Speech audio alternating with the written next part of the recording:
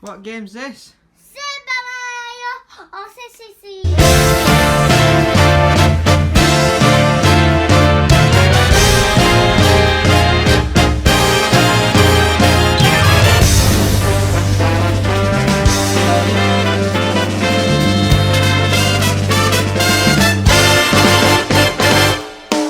Hey, what's up everyone, my name's 8-Bit Preston, and at long last, welcome back to Honest Reviews, the show where I take a game, cut the bullshit, and give you my honest thoughts on it.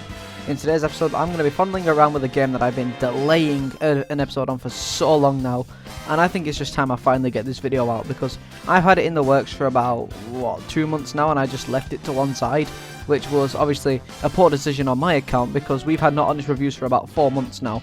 So I thought it was finally about time I knuckled down with finishing this game 100%, and getting this video out as soon as I possibly could.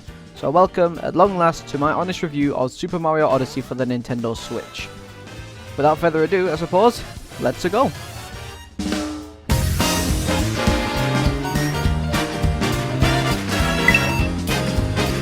So the story for the Super Mario Odyssey is just as standard as any other Mario story. Peach gets kidnapped, Bowser wants to do some of his shenanigans with her, and then you just have to save her as Mario. That is just the basic concept of the story, as it is in almost every Mario game. But this time, Bowser actually wins in the opening, which is comparable to Sonic Forces. Like, these games came out at a similar time, and they both start with the villain winning. That's just a quick little point I wanted to, make. I don't know which game was in development first, or which game came up with it first, but there you go, that's out there.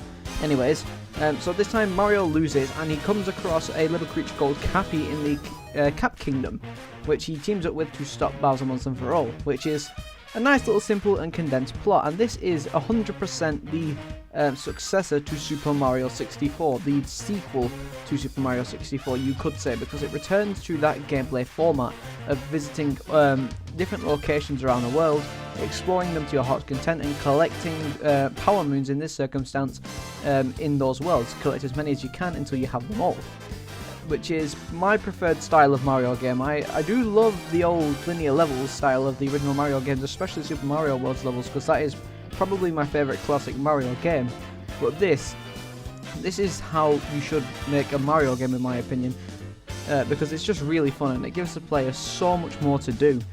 So with that being said, I suppose we move on to the next category.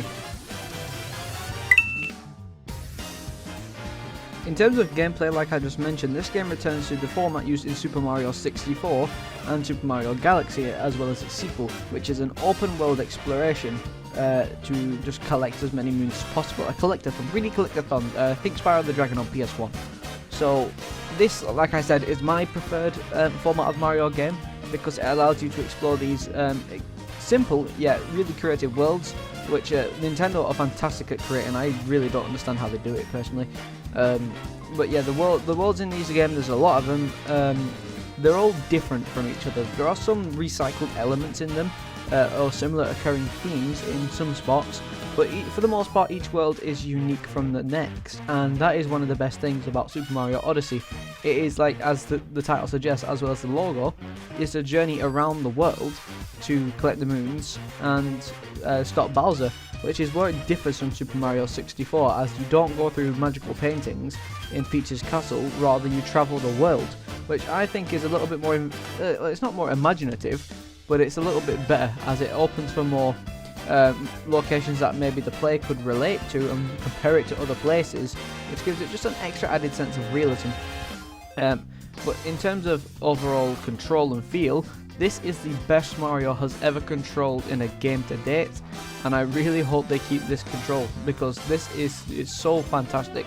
I remember when I first booted up the game and started to play it, I wasn't a fan of the control, but that is because I was fresh off of playing Super Mario 64 that day, and I was just very disorientated by it, because as well as Mario 64 may control, it's a bit clunky at times, but this game is just smooth all the way through.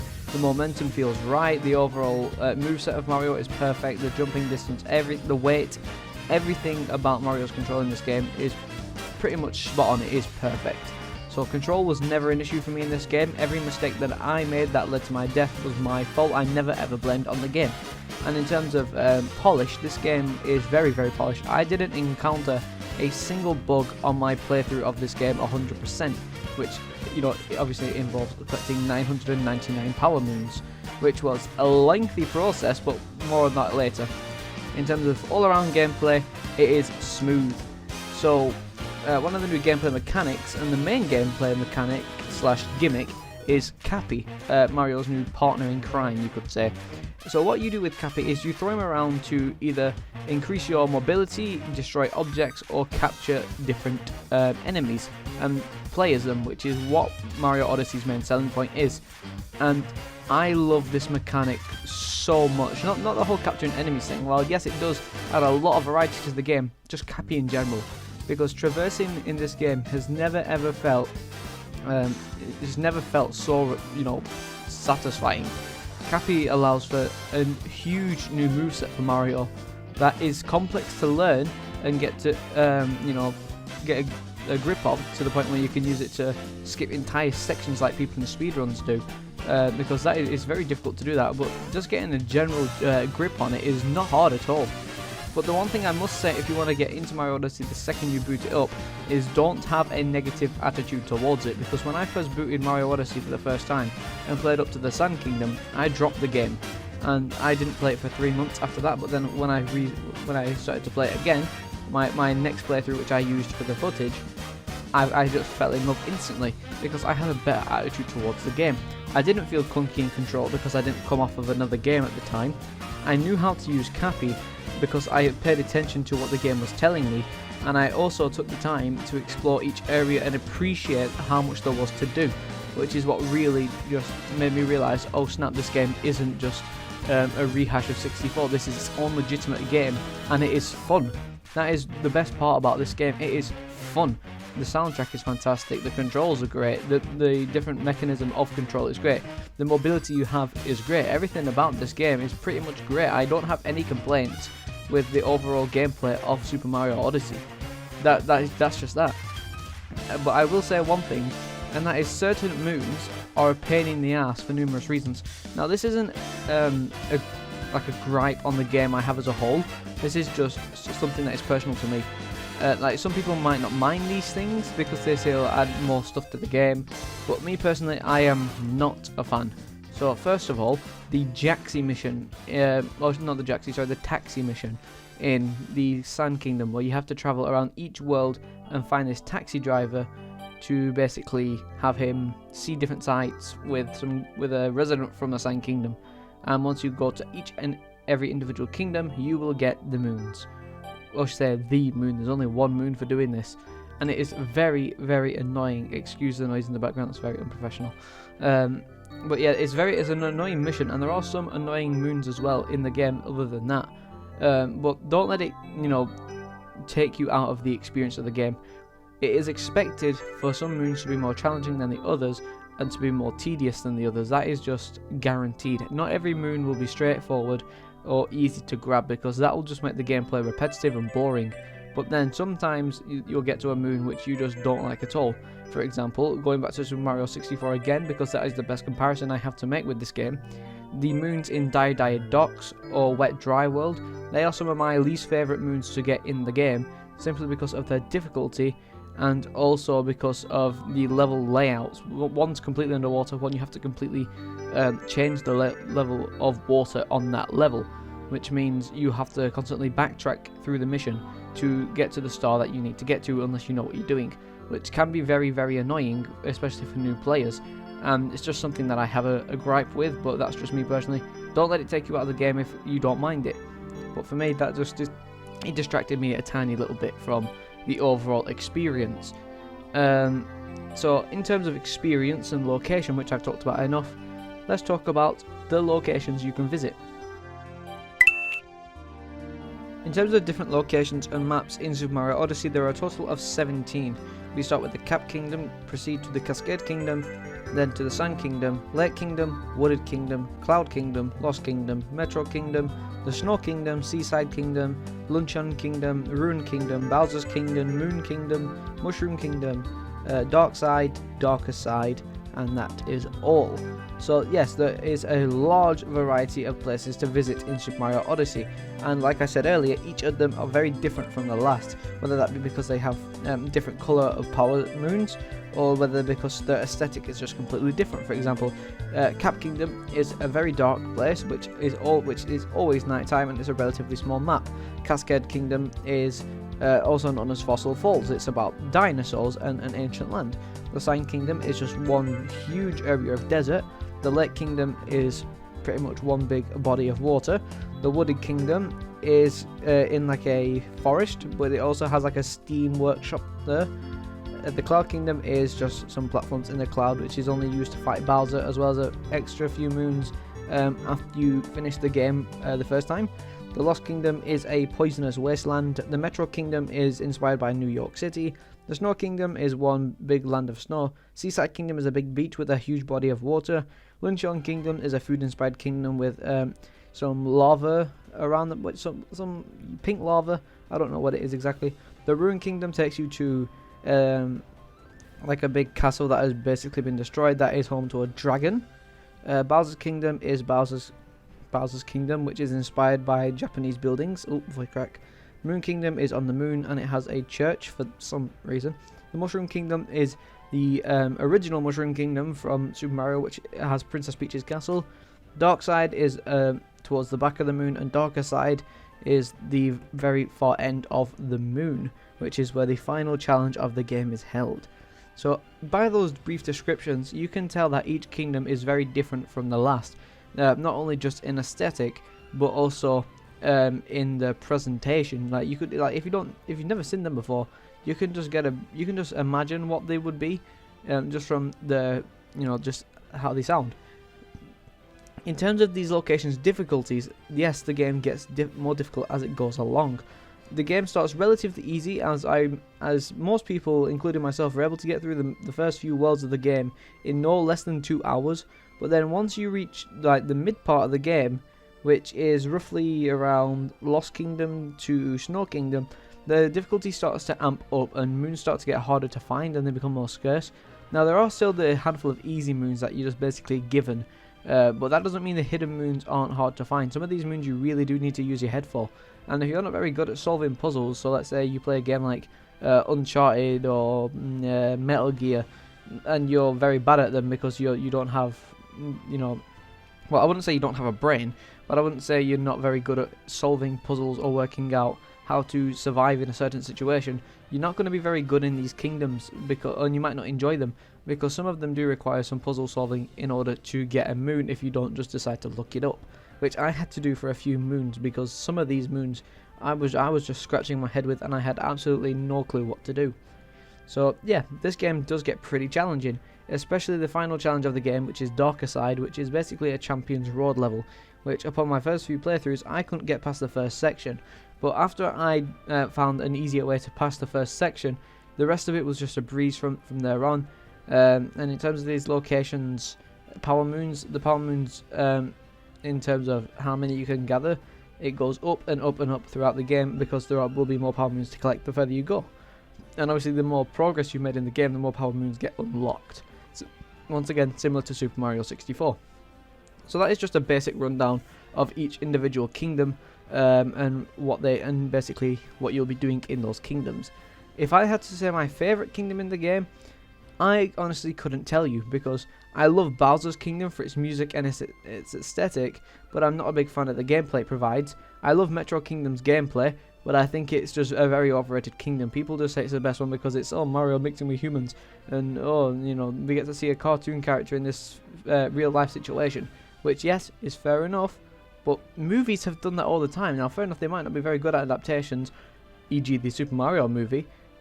We've still seen that stuff before, and Metro Kingdom, while it does offer a large variety of power moons with its different secrets and rooms, I'm just not the biggest fan of Metro Kingdom, so go ahead, shoot me on the spot if you want to, but it isn't my least favourite kingdom, but I would still say it's up there.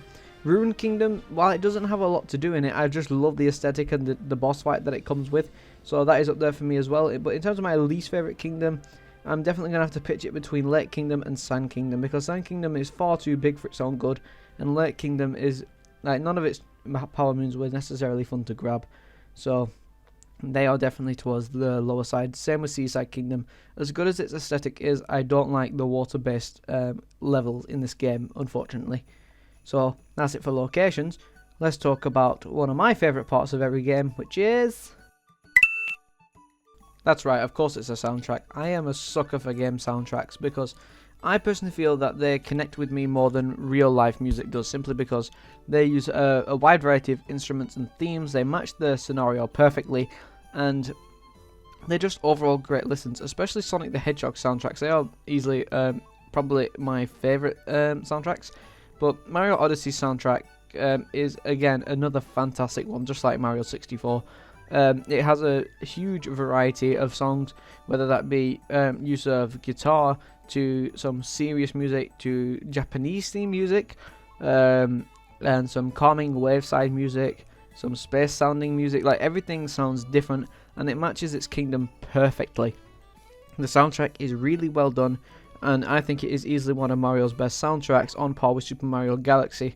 I'm going to play a few soundtracks now, as well as the one that you're hearing now, and I'll just basically meet you after that and move on to the next category.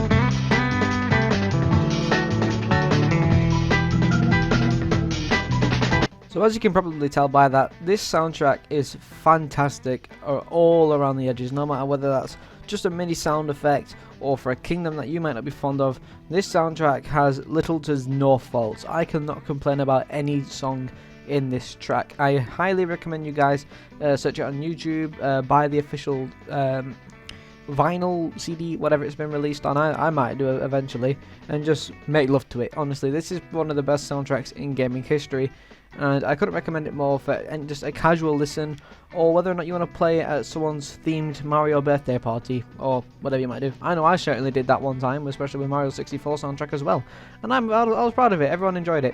But anyways, with the soundtrack, the gameplay out of the way, I'll quickly say now that the visuals are fantastic. This is easily the best looking Mario game to date. But with all that being said, I think it's about time we wrap up this review. With all that being said, I think it's safe to say that Super Mario Odyssey is 100% without a doubt one of the best entries in the Super Mario franchise. The game is extremely fun to play, no matter what purpose you're playing it for, whether that be speedrunning, a certain challenge, or just a general playthrough. 100%. The game is just absolutely brilliant. I can't think of any other way to spend an afternoon with a family or family member, a friend, or just if you want to relax, play something new other than, let's say, a first-person shooter if you're into that genre. Super Mario Odyssey I can absolutely recommend to everybody. If it's not your type of game, then play this. Honestly, just give this game a shot, and I think you might enjoy it, because not only will you potentially jam along to the soundtrack while you're playing, you're going to notice the controls are extremely smooth, you're going to love the level design, you're going to love almost everything about this game, like I did upon my second playthrough. Because of my first playthrough, I was very arrogant going into the game, and I'd basically just had no enthusiasm for it whatsoever. I just expected the least out of this game, which is what you should not do.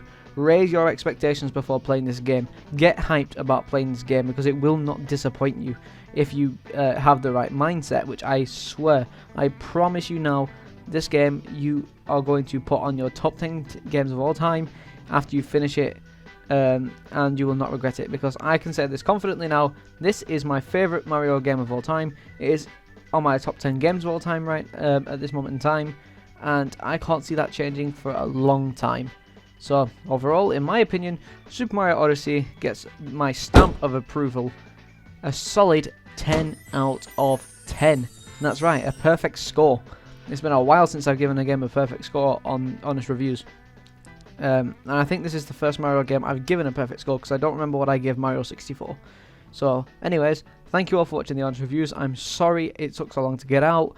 But hurrah, it's here now. So you can stop shouting at me for another honest reviews. I'll work on the next one as soon as possible. And I hope you guys just have a brilliant rest of your day. Pick up Mario Odyssey. If you want motivation to buy a Switch, buy this.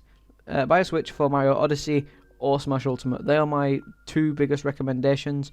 If you're more into racing, definitely go for Mario Kart 8 CTR or TSR. If you're more into fighting, Smash Brothers or Dragon Ball Fighters. I don't know why I'm giving Switch product placements here, but yeah, this game's fantastic. Go ahead, buy it. You're gonna love it. You know, you're gonna enjoy it no matter what. So thank you all for watching. Hope you have a fantastic rest of your day, and I'll see you all in the next video of mine. Take care. Peace out.